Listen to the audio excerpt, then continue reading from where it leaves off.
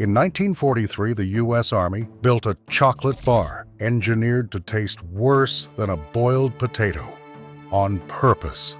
From the beaches of Normandy to the jungles of Vietnam, American soldiers survived on food designed by scientists, not cooks. Number 19 was so hated that men called it a name we cannot say here. Number 7 was thrown away by the handful because soldiers believed it brought death. These 25 field meals fed 3 wars, then vanished from memory. Hit that subscribe button. Let us count down the 25 forgotten Army field meals. Number 25, the K-ration. In 1941, the Army handed a problem to a physiologist named Ansel Keys. Paratroopers and tank crews needed a meal that could ride in a pocket and keep a man moving. Keys walked into a Minneapolis grocery store and bought hard biscuits, dry sausage, hard candy, and chocolate. That was the first K-ration.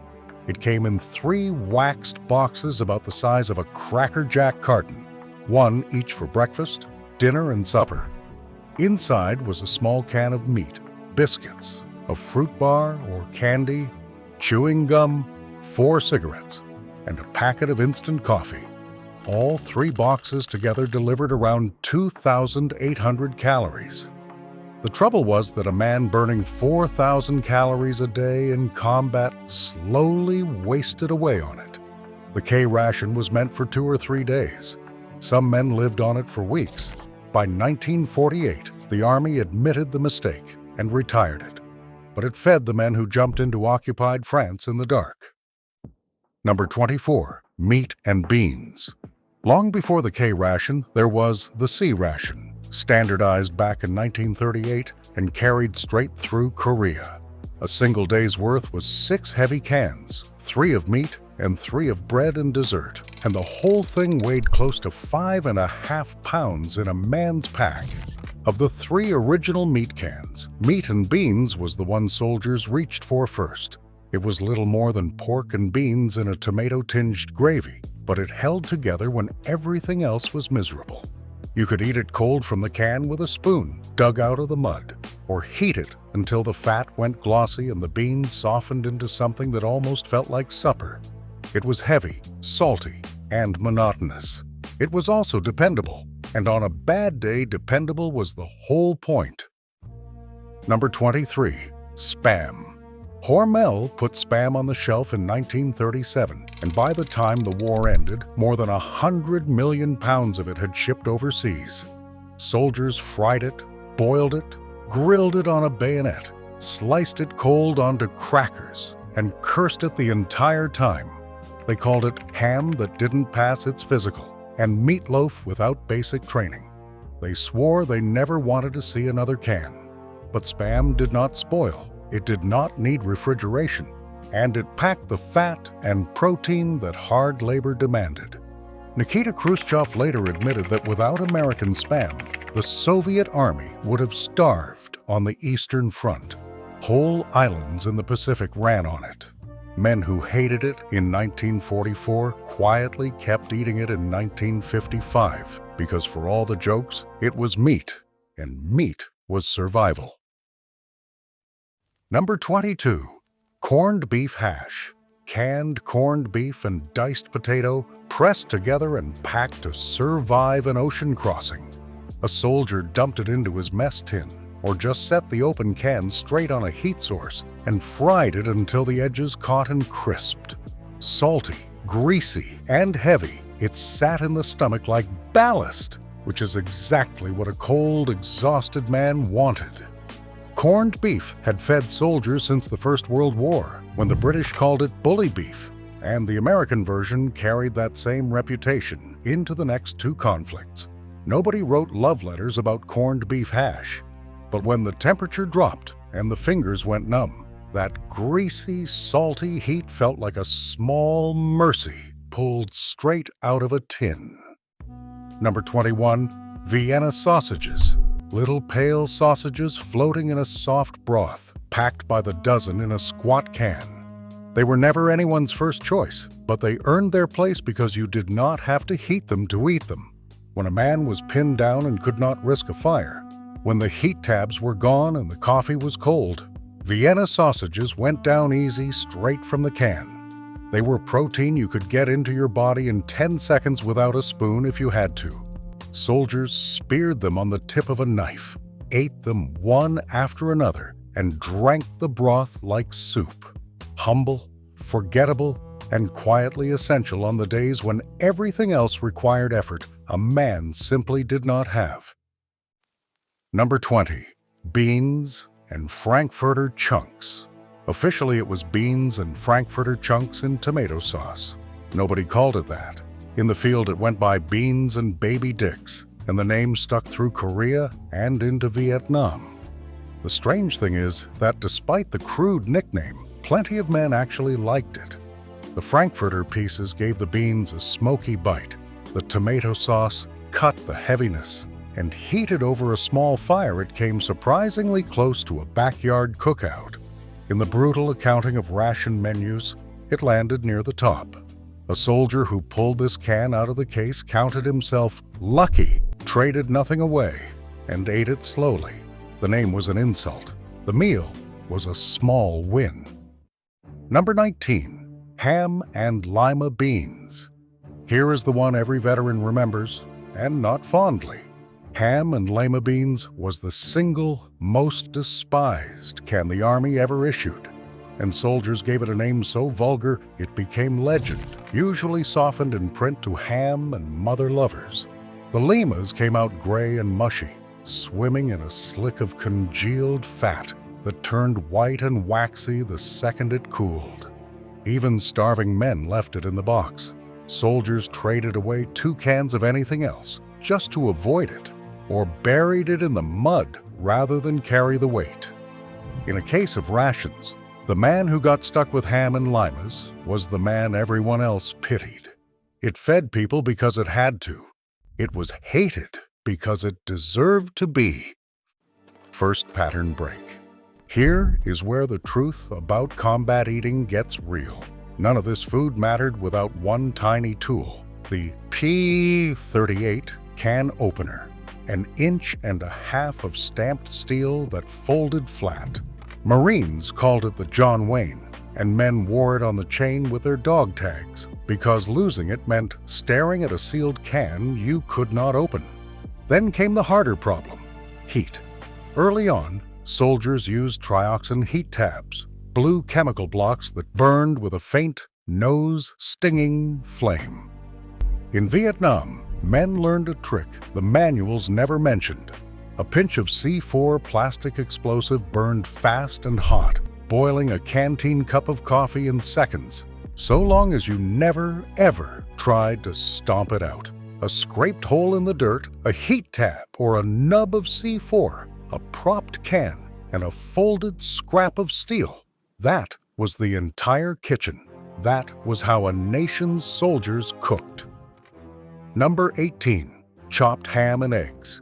If ham and lima beans was the most hated dinner, chopped ham and eggs was the most feared breakfast. It came out of the can a gray-green color that no food should ever be. A dense, rubbery block of pressed egg product shot through with flecks of ham. Heated, it somehow got worse, releasing a smell that hardened men described as unforgettable in the worst possible way. Soldiers who would eat almost anything drew the line here. It became a running joke and a genuine punishment, the can nobody wanted at the bottom of the box. And yet on a morning when it was the only thing left, men choked it down because a stomach full of terrible food beats an empty one on a march. The Army eventually got the message and phased it out. Every veteran who ate it still shudders. Number 17. Chili con carne. After the horrors of the ham cans, chili con carne felt like a gift. Ground meat, beans, and a genuine kick of spice, it was one of the few rations that tasted like a person who cared had cooked it. The chili powder did real work, masking the tinny edge that haunted so many canned meals and giving a man something with actual flavor to look forward to. Heated properly, it thickened up, clung to a cracker, and warmed you from the inside on a cold night. soldiers ranked it near the top of the meat units, and for good reason. In a war of gray, congealed monotony, chili con carne had color, heat, and personality. It reminded men that food was supposed to be something you enjoyed, not just something you survived. Number 16. Beef stew. Chunks of beef, cubed potato, and slices of carrot suspended in a brown gravy, canned and shipped across oceans and jungles. By ration standards, beef stew was comfort food, the closest thing to a home-cooked pot that ever came out of a tin. When a soldier managed to heat it all the way through, the gravy loosened, the potatoes went soft, and for a few minutes he could close his eyes and almost be at a kitchen table somewhere back home. It was filling in a way the thinner meals never managed, sitting heavy and warm through a long, cold night on watch. Men did not trade beef stew away. They hoarded it, saved it for the worst nights, and ate it slowly to make the feeling last.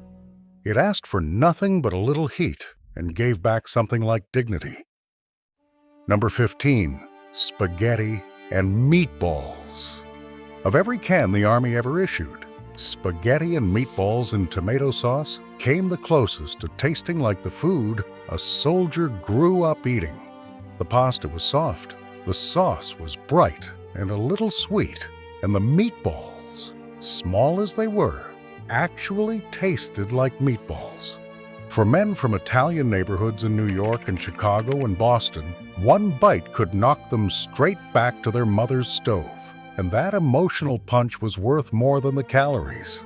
It heated up beautifully, filled a mess tin, and looked like a real dinner instead of a chore. Soldiers guarded it, traded up for it, and remembered it for the rest of their lives. In a landscape of gray rations, a can of red sauce was a small, warm act of memory. Number 14. Turkey loaf. Turkey loaf sounds like something to endure, but soldiers knew better. It was one of the quietly prized cans, a block of mild, pressed turkey that carried none of the aggressive salt and grease that made the other meats a trial by the third week. It was gentle on a stomach worn raw by tomato sauce and pork fat. A man could slice it, fry it, lay it on crackers, or eat it plain, and it never fought back. In a case of rations, turkey loaf was a peaceful choice, the meal you picked when you just wanted to eat something and not be assaulted by it. Soldiers appreciated it precisely because it was unremarkable. After enough weeks in the field, unremarkable started to feel like luxury. Number 13. Boned chicken. Canned boned chicken was the blank canvas of the ration box, and clever soldiers loved it for exactly that reason. Plain out of the can, it was nothing special. Tender, pale meat in a little broth. But a man with a bit of ingenuity could turn it into almost anything. Stirred into rice, spread on crackers, mixed with a crumbled bit of cheese, seasoned with whatever the accessory pack offered, it became a dozen different meals, depending on the cook's imagination. It also traded well, because everybody could do something with chicken. In units where men pooled their cans and cooked together, boned chicken was the flexible ingredient that held a shared meal together. It rewarded the soldiers who still had the energy to care about what they ate. Second pattern break. Here is something the war movies never show you. Out in the field, C-rations were not just food. They were money. A can of peaches or a slab of pound cake could buy a favor, cover a watch shift, or settle a debt. Men memorized which menus hid the good stuff and lunged for the case the second it dropped. And so an unwritten law was born across 3 wars. The man who opened a case of rations turned it upside down first, so nobody could read the labels, and cherry-picked the peaches out from under everyone else. You reached into the box blind and took what your hand found. Hoarding, trading, bribing. The quiet black market of the foxhole. ran on cans nobody's grandmother would have recognized as currency. In a place where a soldier owned almost nothing, a can of fruit cocktail was wealth. Number 12. Pound cake. If the ration box had a crown jewel, this was it. Pound cake came sealed in its own can, dense and moist, and somehow surviving the journey without turning to dust like everything else. It was sweet, it was rich, and it tasted like a bakery in a world that had none.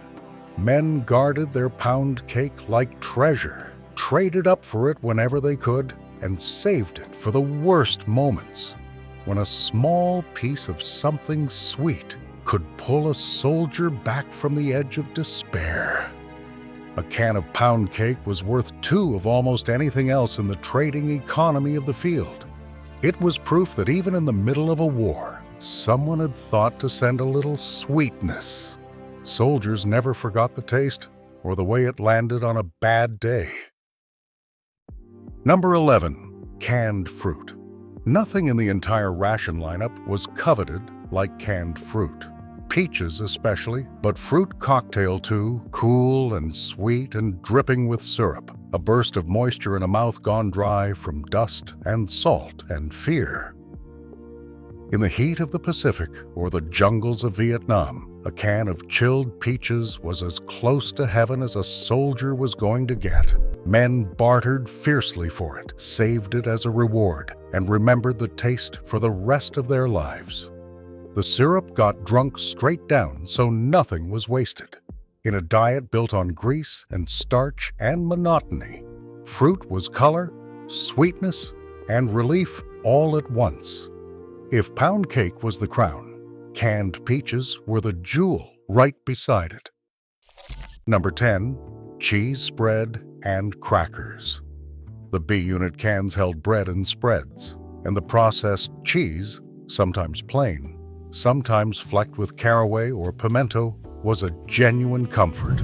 Spread thick with a plastic spoon across the flat, round crackers that soldiers nicknamed John Wayne crackers, it made a snack that felt almost civilized.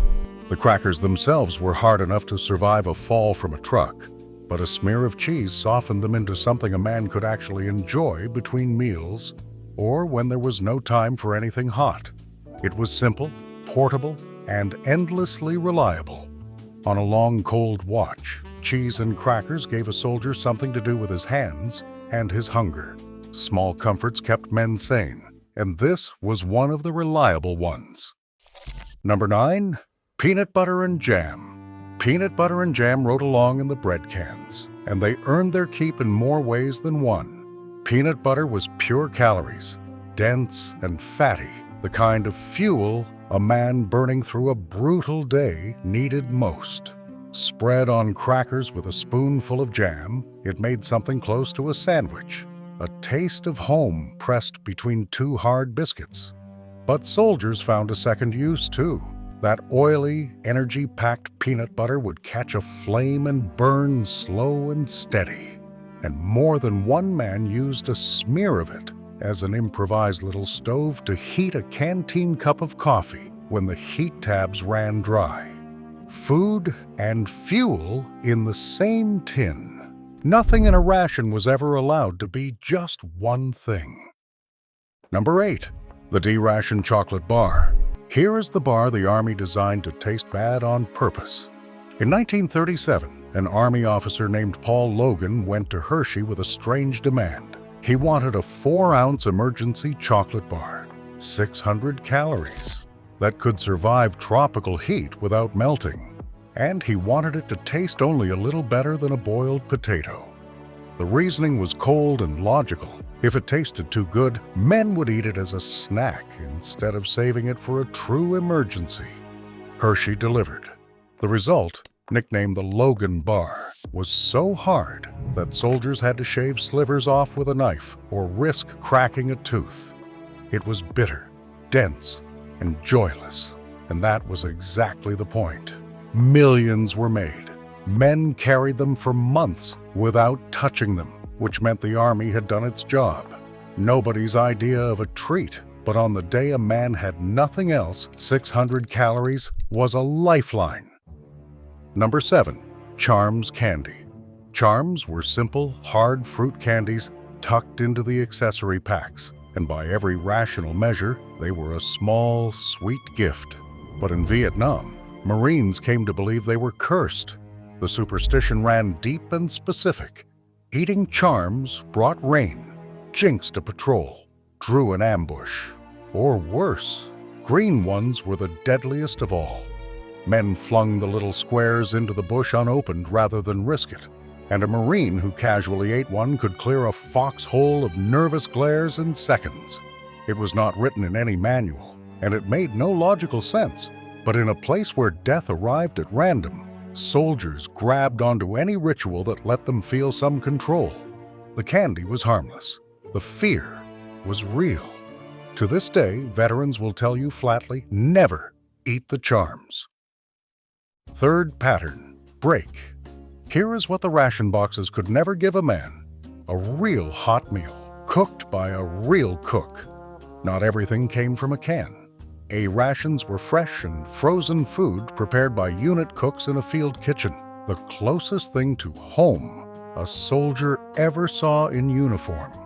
B rations were the step down, bulk canned and preserved food that cooks turned into something resembling a proper mess hall spread when refrigeration was impossible. And when the fighting allowed it, that hot chow was hauled forward to the men on the line in insulated steel mermite cans, and soldiers lined up in the rain for a single scoop of something warm that a can could never match. On Thanksgiving, the Army flew turkey out to fire bases in the middle of the jungle because command understood something simple. A hot meal was proof that somebody in the rear still remembered you were alive. That mattered more than the calories ever did. Number 6. Creamed chipped beef on toast. Soldiers called it SOS, which politely stood for same old stuff, and impolitely stood for something far cruder involving a shingle. Whatever the name, creamed chipped beef on toast was the great mess hall constant across all 3 wars. Thin slices of dried, heavily salted beef were torn up and stirred into a thick white gravy, then ladled steaming over toast. It was cheap, it was fast, and it fed enormous numbers of men at dawn before a hard day. Soldiers mocked it endlessly and went back for seconds every single time. There was something about that hot, salty, creamy weight over crisp toast that hit exactly right on a cold morning. It was ugly, it was unglamorous, and it defined Army breakfast for a generation.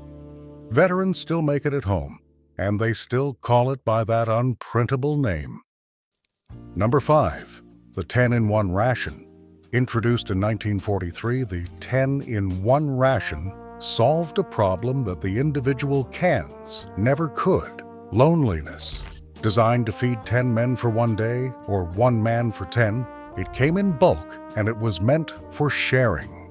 A squad could gather around, pool the effort, and actually cook together, frying up bacon and biscuits and canned meat and pudding into something that felt like a meal instead of a chore eaten alone from a tin. That difference was enormous. Soldiers loved the 10-in-1 ration not just because the food was better, but because eating shoulder to shoulder with your buddies restored a scrap of the ordinary human world the war had taken away. It turned feeding time back into a meal. In a life stripped down to survival, that small return of normal was worth more than anything in the box. Number 4. The LRP ration. By 1966, the war in Vietnam had created soldiers who could not carry cans. Long-range reconnaissance patrols went deep into the jungle for days, and every ounce mattered. So the Army built the long-range patrol ration, the LRP. It was freeze-dried and weighed about 11 ounces, against the 2.5 pounds of an equivalent load of C-rations. A man added water, hot or cold from a stream if he had to, waited a few minutes, and had a full meal of chili con carne, beef stew, or chicken and rice. It was light, it was compact, and it was the direct ancestor of the modern MRE that every soldier carries today. Lerps were prized and hard to come by, issued first to special forces and recon teams. Regular infantry begged, traded, and scrounged for them. It was the future of Army food, arriving in the middle of a war. Number 3. The meal, combat, individual. From 1958 into the early 1980s, the official ration was the meal, combat, individual, but no soldier ever called it that. To every man who fought in Vietnam, these were simply C-rations, and they were the taste of the entire war. 12 numbered menus rotated through the cases, each one holding a meat can, a bread or dessert can, and the little accessory pack of small comforts. Millions of men ate them every day for a year at a time, heated over a nub of C4, opened with a P-38, cursed and traded and choked down in the heat and the rain. When a Vietnam veteran remembers what the war tasted like, this is it. The MCII fed a generation of American soldiers through the longest, hardest war of the century, one dented olive drab can at a time. Number 2. Instant coffee and the accessory pack. The coffee was terrible, and it was sacred. Every accessory pack held a little envelope of instant coffee, along with sugar, powdered creamer, chewing gum, a tiny 4-pack of cigarettes, matches, toilet paper, salt, and a P-38 opener. But it was the coffee that mattered most. Heated in a battered canteen cup over a heat tab, that bitter, muddy brew was the first thing a soldier tasted in a freezing dawn and the last warm thing he held before a long night on watch. It was not really about caffeine. It was ritual. It was medicine. It was a single quiet minute that belonged to a man alone, wrapped around a warm metal cup while the war waited. In a life with almost no comforts left, that cup of bad coffee was a small, stubborn act of being human. Number 1. The C-ration heated in a foxhole. At the top of this list is not a single flavor, but a single moment, the one that stitches all 3 wars together. From 1938 straight through Vietnam, the C-ration was the constant companion of the American soldier. It was heavy, it was monotonous, and more often than not it got eaten cold from a dented can with mud on the spoon. But every so often a man could dig himself a little hole, drop in a heat tab, prop his can over the flame, and wrap his cold hands around something warm. In that moment, in a foxhole halfway around the world, a canned meal engineered in a laboratory became the closest thing to home a soldier had. It fed the men who took the beaches, held the ridgelines, and walked the jungle trails across the entire American century of war. When the MRE arrived in the 1980s, the C-ration finally passed into memory. But for the men who lived on it, that warm can in a cold hole was everything. It was proof they were still alive and still had one more meal in them. Here is the challenge. This week, open a can of something plain. Beef stew, corned beef hash, whatever is in the cupboard, heat it right in the tin and eat it standing up with a spoon. Then think about the man who did the exact same thing in a hole in the ground with the rain coming down and no idea what tomorrow held. Tell me in the comments which of these you would actually eat and which one you would bury in the mud. I want to know if the pound cake gets more love than the ham and limas, because these were never just rations. They were how a country fed the men it asked everything of.